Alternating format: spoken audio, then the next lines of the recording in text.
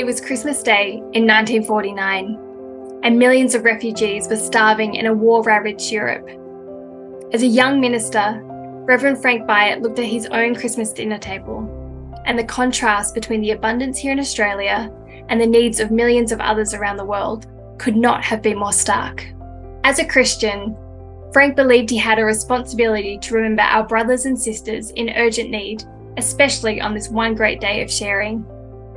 That's why on Christmas Day, he placed a bowl of remembrance on the table and asked his family and friends to place a gift in it to share your good dinner with hungry children in other lands. Frank's vision inspired Christians throughout Australia, and over the last 74 years, we've continued to come together each year to remember those who were uprooted from their homes and to share our blessings with those in need. Today, more people than ever before have been forced to flee their homes because of conflict and disaster.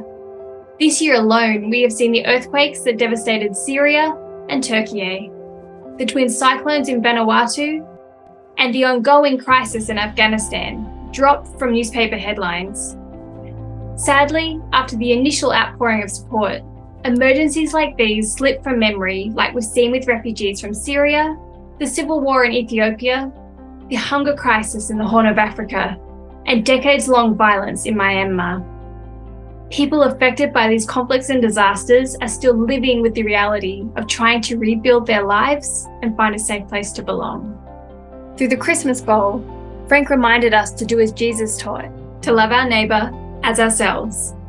This year, just as we did in 1949, we can come together to express our unity in Christ and take practical Christian action to share God's love so refugees know they are not forgotten.